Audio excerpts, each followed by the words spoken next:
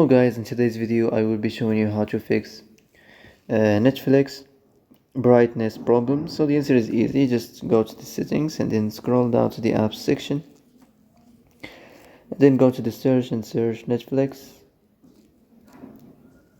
Next, go to the storage, and here you will find this clear cache option. Click on it. Now you can go check it if it worked, and if it didn't, you can try to restart your phone or turn the Wi-Fi off and on, or the Bluetooth or the airplane mode. Also, you can try to clear data, but be careful. If you clear data, all the Netflix data will be deleted.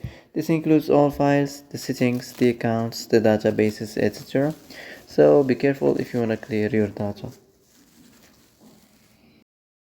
So that's it for today's video. I hope this is the answer you've been looking for.